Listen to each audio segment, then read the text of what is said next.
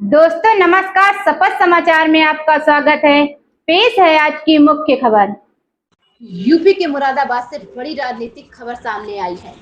स्वतंत्रता दिवस के मौके पर बीजेपी के प्रदेश कैबिनेट मंत्री भूपेंद्र सिंह चौधरी ने समाजवादी पार्टी पर जोरदार हमला बोला है। भूपेंद्र चौधरी ने सपा पर तुष्टीकरण की राजनीति करने, संवैधानिक संस्थाओं और नगर पालिकाओं को लेकर सवाल खड़ा करने और अपराधियों को संरक्षण देने की गंभीर आरोप लगाए हैं। स्वतंत्रता दिवस के अवसर पर प्रदेशवासियों और देशवासियों को शुभकामनाएं देते हुए भूपेंद्र सिंह चौधरी ने प्रधानमंत्री नरेंद्र मोदी और मुख्यमंत्री योगी आदित्यनाथ के नेतृत्व की तारीफ की। उन्होंने कहा कि डबल इंजन सरकार में देश और प्रदेश विकास के नए आयाम स्थापित कर रहे हैं और स्वतंत्रता सेनानियों के सपनों का भारत सरकार आकार ले रहा है। वहीं समाजवादी पार्टी को निशाना पर लेते हुए भूपेंद्र चौधरी ने कहा कि सपा का इतिहास संवैधानिक संस्थाओं और नगर पालिकाओं पर सवाल उठाने का कर रहा है। उन्होंने आजम खान की जिक्र करते हुए आरोप लगाया कि गंभीर मामलों का सामना कर रहे नेताओं का समर्थन सपा की कार्यशैली को उजागर करता है। संभल दंगों और पुराने मुकदमों की चर्चा करते हुए बीजेपी नेता ने सपा पर वोट बैंक की राजनीति और एक वर्ग की तुष्टीकरण का आरोप लगाया। उन्होंने कांग्रेस, सपा और बसपा पर भी निशाना साधते हुए कहा कि विपक्ष राष्ट्र और उसकी सांस्कृतिक विरासत से जुड़े मुद्दों पर भी राजनीति करता है। वंदे मातरम के मुद्दे पर भी भूपेंद्र चौधरी ने विपक्ष को घेरा और कहा कि राष्ट्रगीत देशवासियों के लिए गौरव का विषय है। युवाओं के मुद्दे पर उन्होंने कहा कि केंद्र और प्रदेश सरकार शिक्षा, कौशल विकास और रोजगार के नए अवसरों के लिए लगातार काम कर रही है। उन्होंने भरोसा दिलाया कि युवा देश के भविष्य हैं और सरकार उनके बेहतर भविष्य के लिए पूरी तरह प्रतिबद्ध है। शपथ समाचार जी के नेतृत्व में, योगी जी के नेतृत्व में काम कर रही है और जिस प्रकार से उत्तर प्रदेश की दिशा योगी जी के नेतृत्व में बदली है और माननीय प्रधानमंत्री जी के संकल्प, इस सपनों जैसा भारत आज बनता हुआ दिख रहा है। ये वही सपना था जो हमारे क्रांतिकारियों ने देखा था देश को आजाद करते हुए, और आज उसी मार्ग पर हमारी सरकारें, केंद्र की, राज्य की सरकार आगे बढ़ रही है। आज बदलता हुआ उत्तर प्रदेश और बदलता हुआ भारत सबके सामने। शिवपाल यादव कह रहे हैं कि यदि उनकी सरकार बनती है तो आजम खान को समाजवादी पार्टी का जो चरित्र रहा है, उन्होंने देश की न्यायपालिका में, देश की संवैधानिक संस्थाओं को जिस प्रकार से लांछित किया है, आपने देखा होगा। उन्होंने कई अवसरों पर ऐसे अवसर आए जो देश में वांछित आतंकवादियों के मुकदमे तक उन्होंने वापस किए, लेकिन देश की न्यायपालिका सजग थी, वो अपने एजेंडे में सफल नहीं हो पाए। आजम खां के ऊपर 100 से अधिक मुकदमे दर्ज हैं, इसमें 8 मुकदमों में, 8 या 9 में उन्हें सजा हो चुकी है। तो इस प्रकार से एक सजायाफ्ता व्यक्ति के लिए, एक ऐसे व्यक्ति के लिए जो जिनके खिलाफ सैकड़ों मुकदमे दर्ज हैं, इस प्रकार का बयान देना कहीं ना कहीं जो उनका चरित्र है देश के संविधान के प्रति, जो उनके देश के संवैधानिक संस्थाओं के प्रति, वो कहीं ना कहीं उनका चरित्र उजागर होता है। सब लोग जानते हैं कि समाजवादी पार्टी के समय इस प्रकार से लोगों का एजेंडा चलता है, तो उस एजेंडा चलाने वाले में यही अपराधी, यही अराजकता पैदा करने वाले लोग।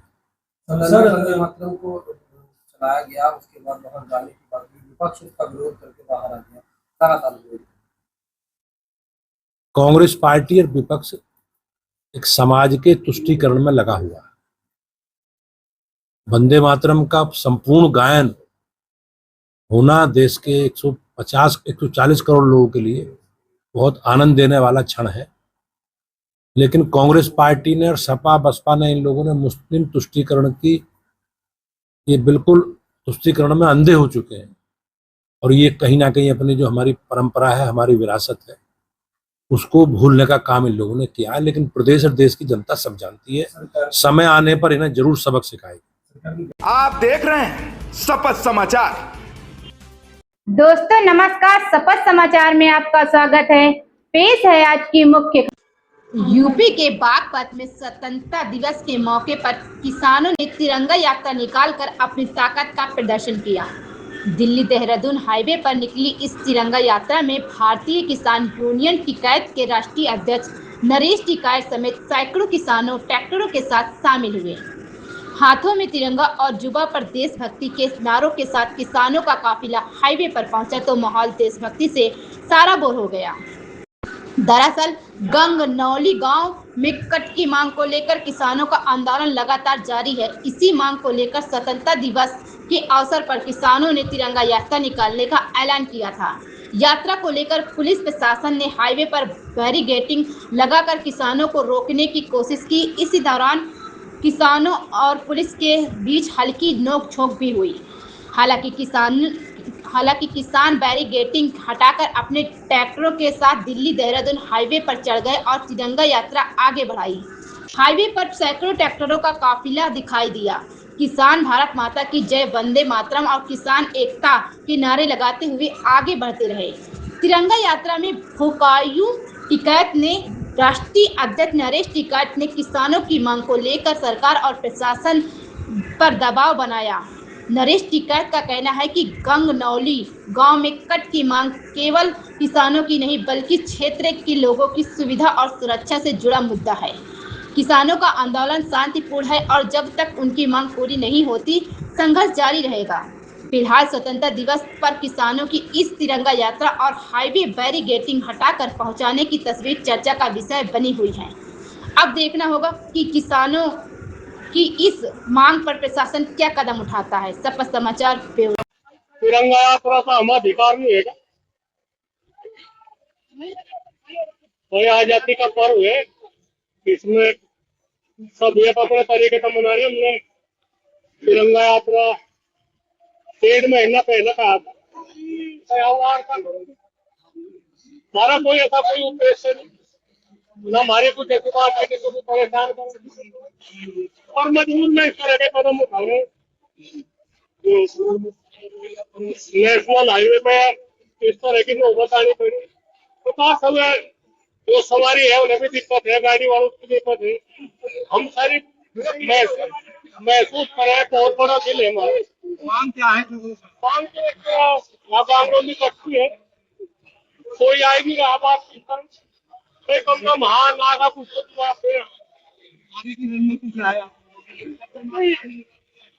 इस तो बात में फेल होगी।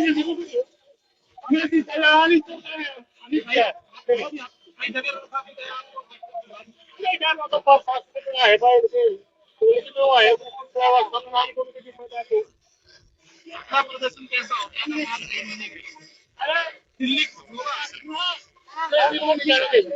दिल्ली का हमारा कोई इरादा है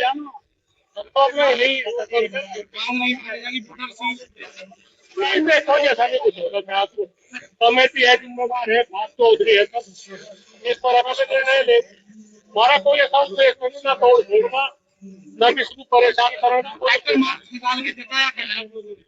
नहीं तो इनका अहम है, जो अहम लोग कहते ट्रैक्टर से चढ़ने का, तो हमने ट्रैक्टर चला के किसानों का ताकत। आप देख रहे हैं शपथ समाचार।